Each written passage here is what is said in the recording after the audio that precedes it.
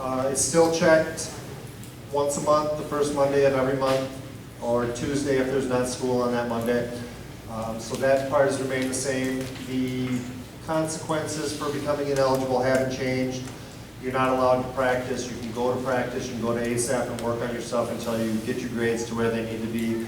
You have to miss the first contest following becoming eligible again. That's remained the same. Second one, miss the next 2 contests after becoming ineligible. Third one is removal from the team. Now, it's true that we do hold our athletes to a very high standard academically. I heard comments from some people, and they filled out the climate survey and stuff. Well, District 11 doesn't do that. District 11, they just need to be making progress towards graduation. At such and such a middle school, they don't have any type of a grade check for their middle school athletes. And that's true, but that's not what we're about here. We're about our education first. Athletics are great. That's my life. I've been involved in athletics ever since I can remember. But that's not why we're here in school. We're here in school to get an education. And yes, we hold our athletes, we hold our extracurriculars, we hold our drama, we hold everybody to a very high standard. And it can be difficult sometimes, and we do understand that. But we're really trying to get the forefront out there that education, your schooling, is what comes first. The other stuff is character building, and it does teach you life lessons about responsibility. And sometimes that is a hard lesson to learn, especially in the 7th and 8th grade. I know that that's been some discussion with that. But we want to make sure that everybody does realize that your academics do come first. So that's why we have chose to stay with our stringent eligibility policy. And we have backed off of it a little bit. Instead of checking grades every 2 weeks, we've gone to checking it once a month to back off a little bit, but we still want to hold those same high standards with it. So it is very important to the school that we continue to maintain our high academic eligibility standards. So that is on there. The academic eligibility policy from the State High School League hasn't changed. That's all still the same. All this information is going to be on the registration website. Eligibility statement is on there.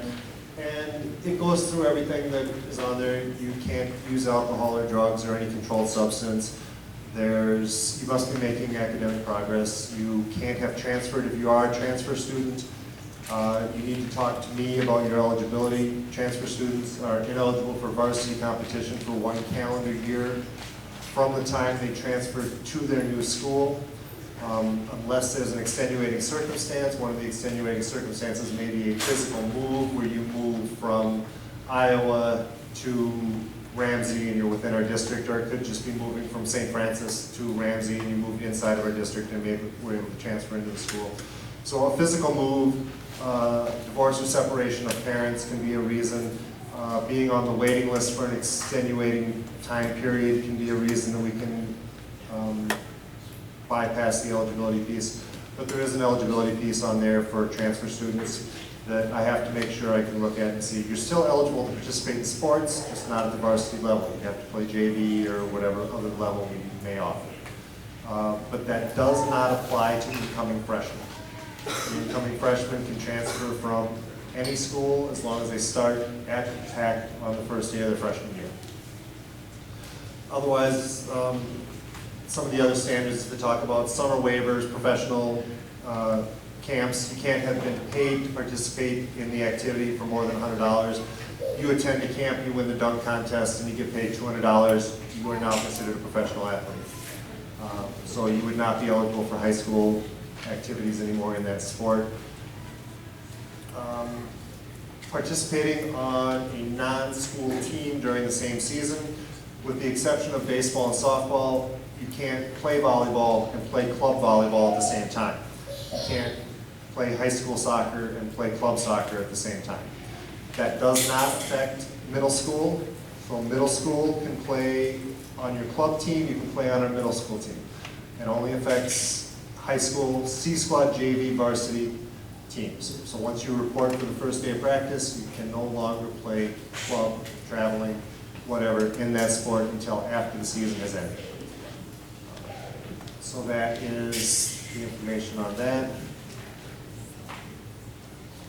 Annual health questionnaire, that needs to be done every year. That's on our sign-up sheet that we'll go through. Physical. If you have not had a physical in the past 3 years and it's not on file at PACT, you need to have a qualifying sports physical. They can be done in various places. Your clinic, I can't remember the name of the place, but I just saw a giant billboard on the way from Elk River down Ramsey where they're doing free sports physicals.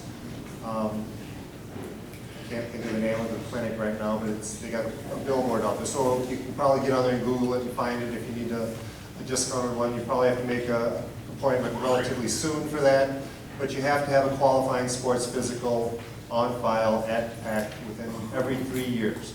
So if you're an incoming 7th grader, you have one as a 7th grader, you have another one as a sophomore. Those are the only 2 physicals that you'd need to do for sports for PACT for your high school career. If you come in as an 8th grader, you need one as an 8th grader, as a junior, just every 3 years. And that has to be on file before the first day of practice. Fees are remaining the same as they were last year. High school activities are $250. Junior high activities are $175. Dana, are you still here? Is TRAP still going to be at $25? Okay.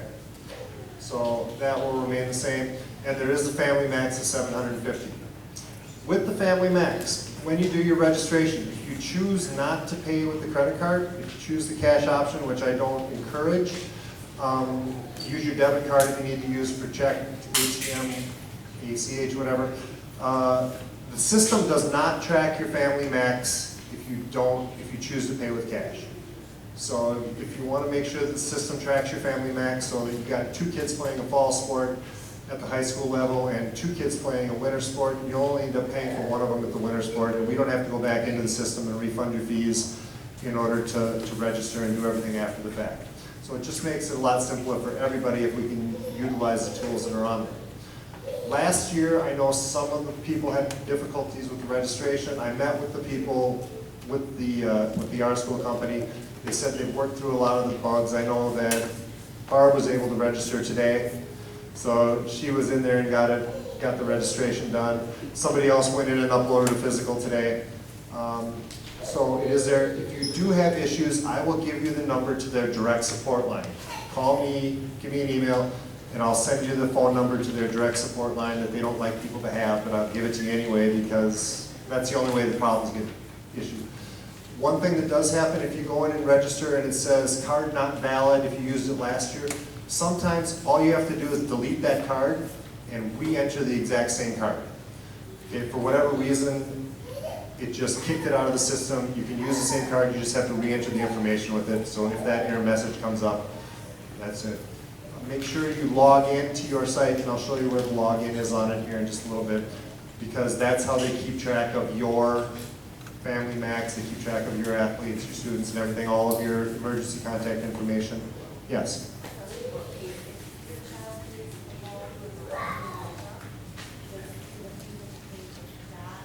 The co-ops do not fall under that 750 max because we don't have any control over what the other schools are asking for us to pay. It can be something that can be brought up at EXC, but in the past it's just the co-ops for football, for hockey, or swimming, for stuff like that are paid to another school. It doesn't fall under the family max, it's just what comes here. There is a 50% discount you can apply for if you're on free introduced lunch. That can be done through the office of Deb Whitby. So if you qualify for free introduced lunch, you can go ahead and get that done soon because I have to go into the system and change your family code in there.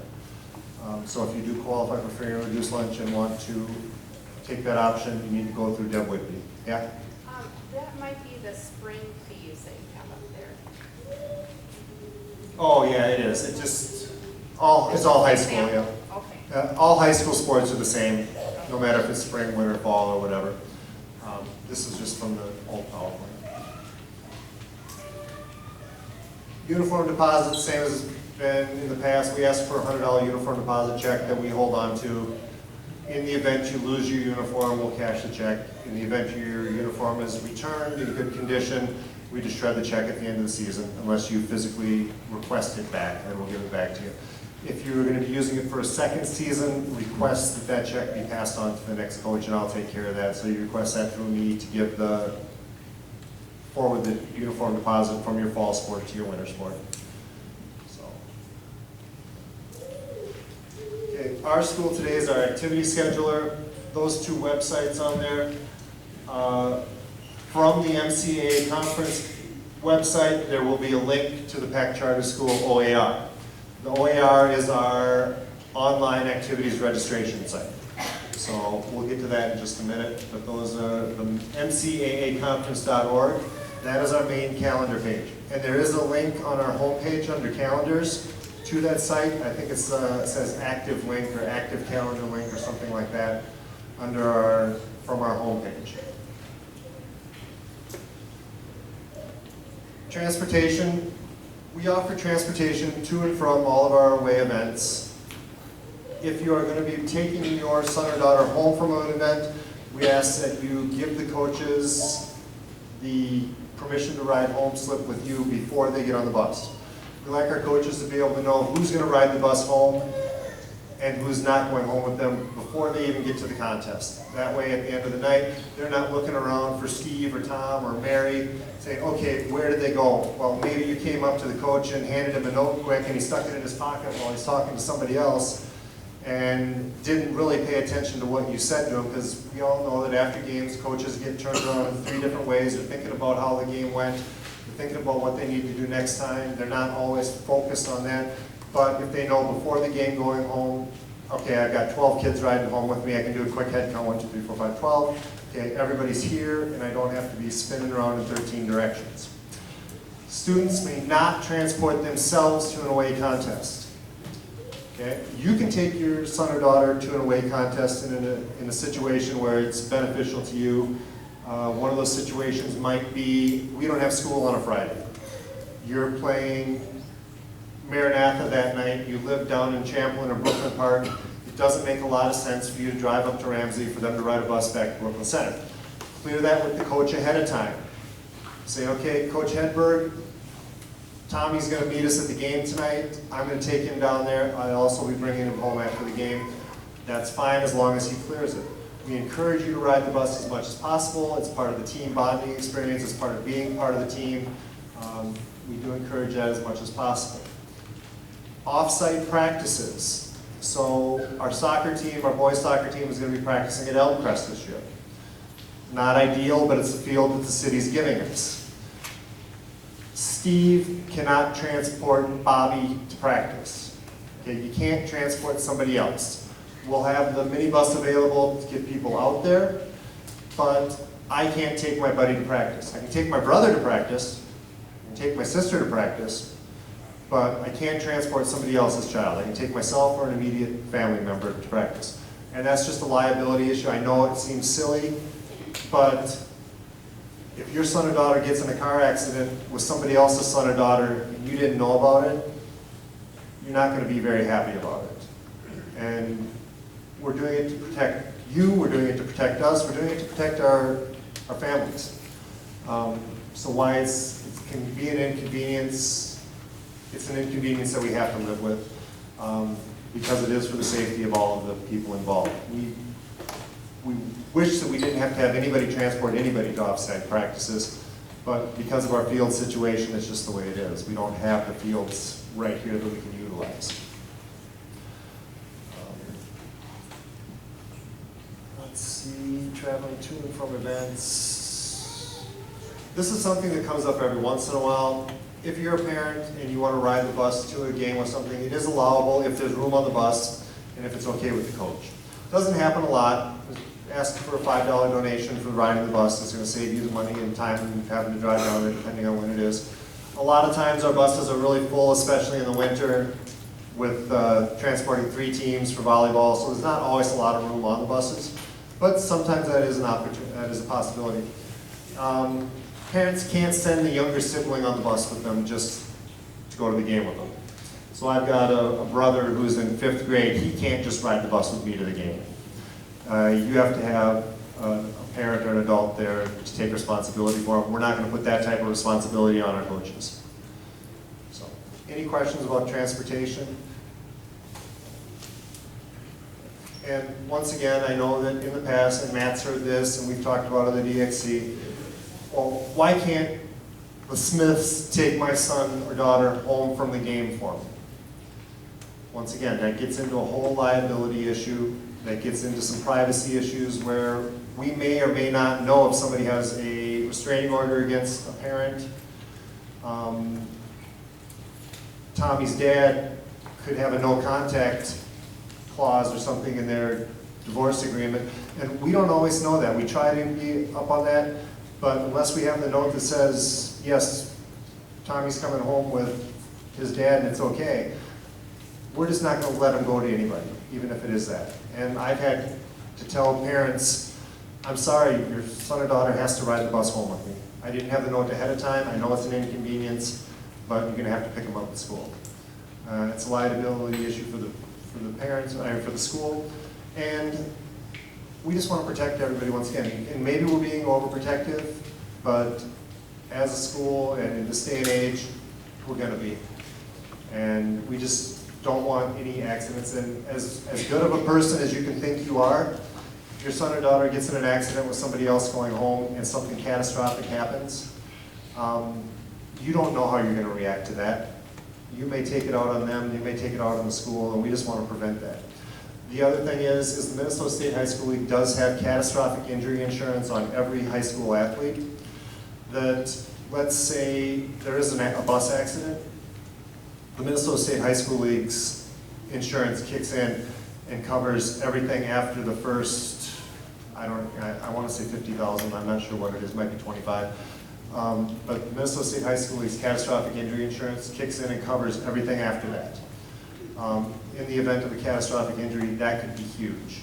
If you choose to take your son or daughter home, or if you were to let them ride with somebody else, you forfeit that insurance for that contest. So that's just some information out there that not everybody's always aware of. This is what the transportation form looks like that we have. We encourage you to use that. These are available in the office. They're available online. Will they take a handwritten one? Probably, but we like to try and keep things as consistent as we can. Sportsmanship. Sportsmanship is always a point of contest, especially on your indoor sports. Outdoor sports, it's kind of can get lost in the background noise a little bit. But remember, we're cheering for our teams. We're not cheering against the other team. Officials are human. Officials are going to make mistakes. We don't always get the best officials at our level. Class A doesn't always draw the top officials in the metro area. They go to the 4A, 3A schools. A lot of times we're getting officials that are just learning. They may be paired with a varsity official. But they're human, they make mistakes, they're learning. There's a shortage of officials the way it is. It's hard to get officials, it's hard to keep officials. So we want to make sure that we're being as encouraging as we can. Are we going to make a gesture if they make a bad call? Something like that? Yeah, probably. Everybody's going to react to a bad call in a different way. But we don't want to beat the officials up over it. We want to cheer for our kids, not against the other kids. And be proactive about it. If somebody next to you is getting a little out of hand, give them a little nudge. Go over there. I've had to go up to people in the past and ask them if they didn't calm down that they'd have to be removed from the game. I don't like doing that. So that's not fun for anybody. So let's just always make sure we're practicing good sportsmanship. We want to be a place that teams want to come play, that officials are happy to come officiate. After every game, the officials rate our fans, they rate our coaches, they rate our players on their sportsmanship, on everything that goes along with that. So we are getting evaluated on that throughout the season too. We talked about the sportsmanship. This is one that can be tricky for some people too. Once again, after games, after practices, don't approach the coach to talk about coaching decisions. Playing time, coaching strategies, stuff like that. Give it 24 hours. Coaches have been instructed not to talk to you about it. Don't bring it up to them. They'll be more than happy to address it with you after the fact. They'll be more than happy to meet with you. And that's the first thing that I'm going to tell you if you come to me, is have you talked to the coach about this? Have you talked to your son or daughter about this? Is it even an issue with them? We met as coaches, and one thing that we want to try and do as coaches is to make it more clear about roles on the team, with the players and with the parents. A lot of times the coaches tell the players what the role on the team is, but that doesn't always get transferred to the parents. So the parents don't know what the kid's role on the team is, and they may have a completely different idea of what's going on than the parents do. So as a group of coaches, we want to try and be better at communicating that. But as parents too, go to the coach and ask them. Our coaches are willing to talk to you just with a little advance notice and give them time to cool down after a game, because you're not always thinking straight right after a game. Coaches aren't. I've been coaching for a while, and I'm not always in the best frame of mind after a bad loss or something didn't go the way it was. I don't want to say something that I'm going to regret, and you don't want to say something that you're going to regret. That goes the same with text messages, emails. Give it time to cool down, because after you hit send, you can't take it back. It's out there, and it can be completely misunderstood. I know one of our coaches last spring got a text right after a game, and he was completely distraught about it the entire rest of the night. He came and talked to me the next morning. He didn't sleep at all that night. And it ended up being over something that really wasn't the issue. So just give it time to cool down.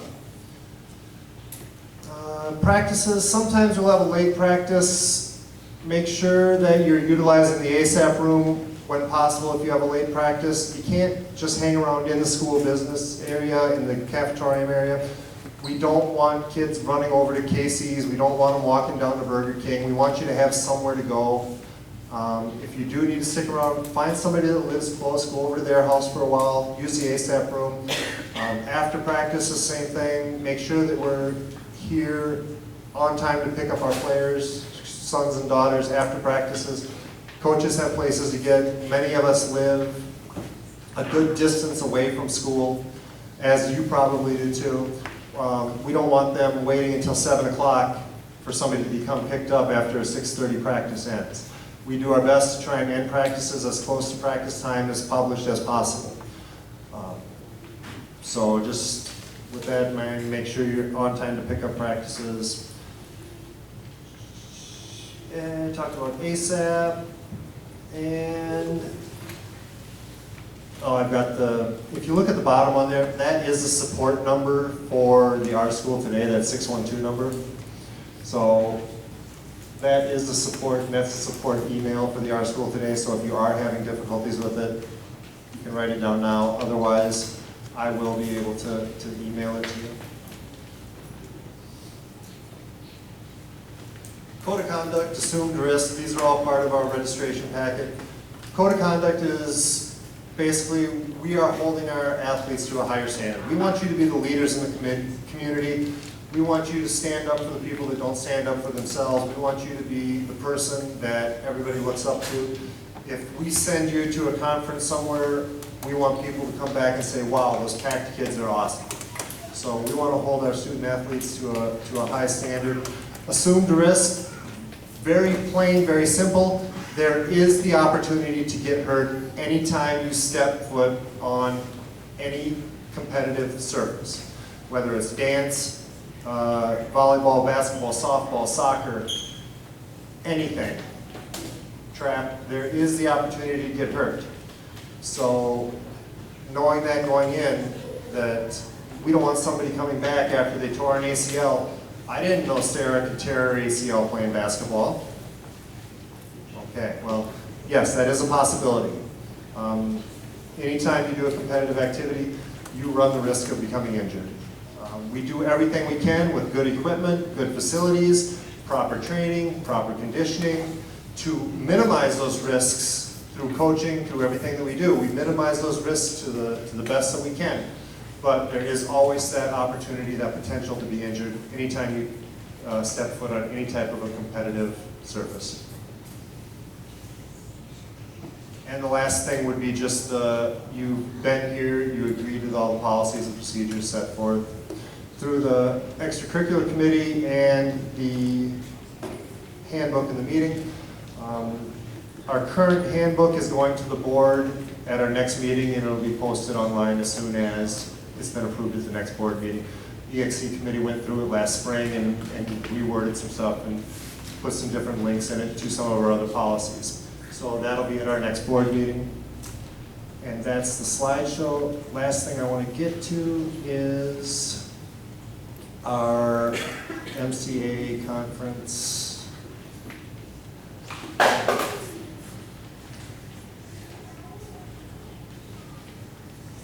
Okay, this is the calendar page that you pull up for the MCA conference.org website.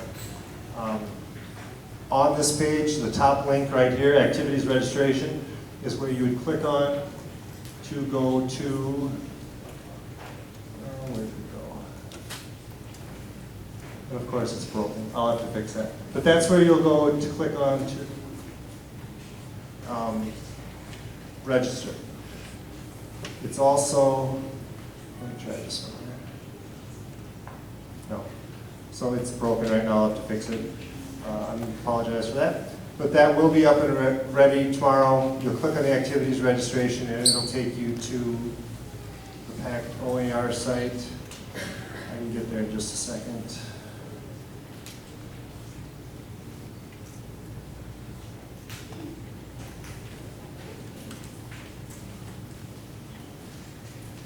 Or if you just Google PACT OER, it'll take you there too.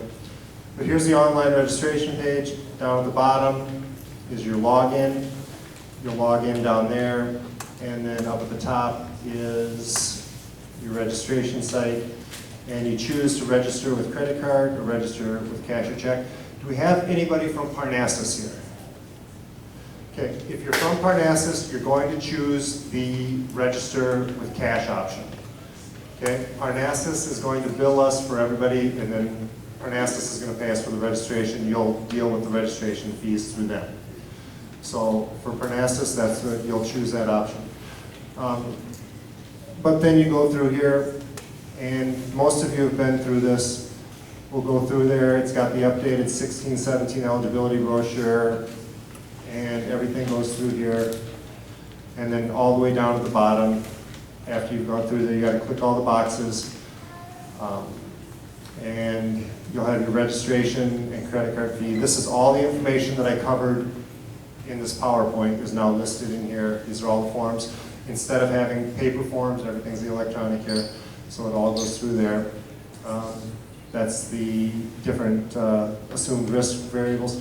It has you fill out all the assumed risk ones, even if you're not participating in it. So if you softball, you got to do baseball, basketball. It just covers everything. I'm going to try something a little bit different with it too. I'm going to change these 15, 16 things here to 16, 17. If you want to go ahead and register for multiple activities, so you know you're going to play volleyball, basketball, and softball, I'll give you that option here to register for all 3 activities at once, but it's going to take me a couple days to get that up and going with it. That's going to be something that we haven't done in the past. So then you'll just have to register for one time. You won't have to go through all these forms again, you just do everything at once. It will also require paying for everything at once, but you'll have that option there. So that's that. Back to the calendar.